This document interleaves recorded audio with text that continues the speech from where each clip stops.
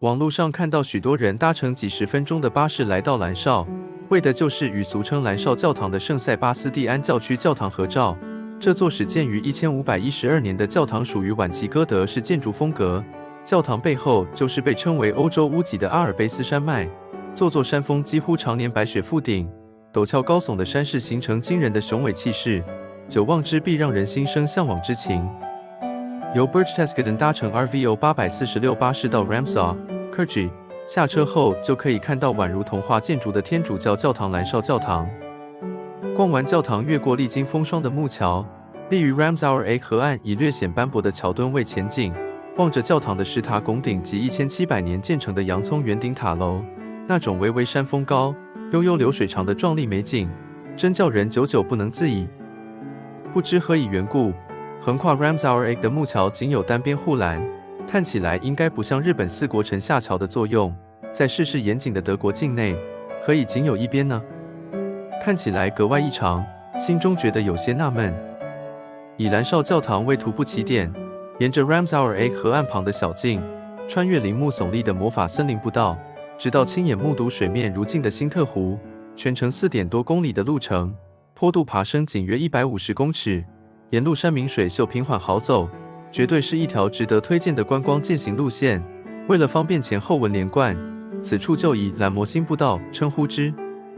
欧洲许多教堂皆为其重要人物的最终埋藏处所，周围则为该教区民众所属的墓园，例如哈修塔特的圣母升天教区教堂，其周遭附近几乎都是墓园，这点兰绍教堂也不例外。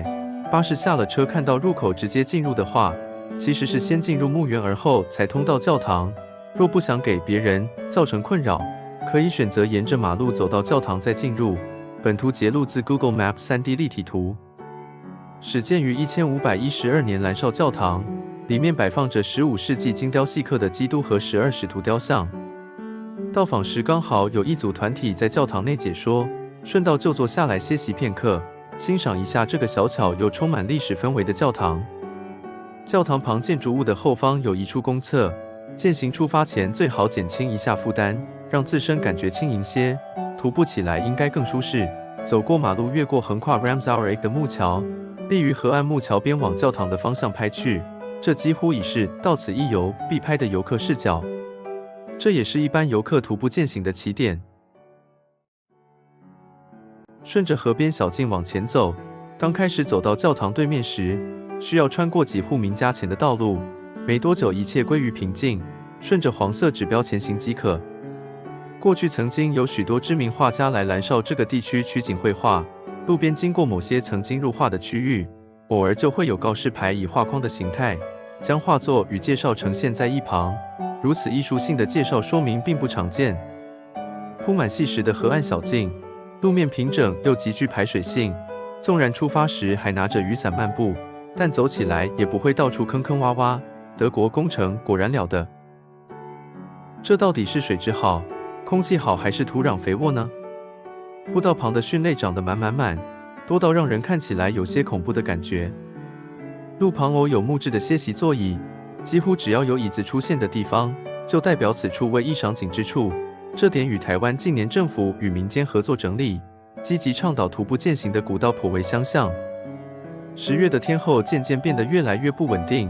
怪不得一旁国王湖的上湖会在月中关闭，前几天都是下雨的天气。步道边的 Ramsauer A 河内水势湍急，滚滚河水让平静的山水风光莫名地生动了起来。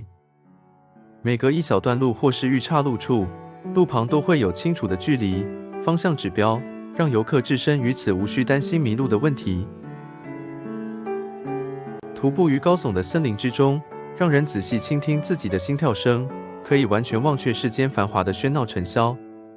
方才还在为木桥仅有单边护栏觉得有些纳闷，原先还以为是天灾所致。途中再次经过仅有单边护栏的木桥时，可以肯定此为德国境内木桥的特殊设计，意图为何就不得而知了。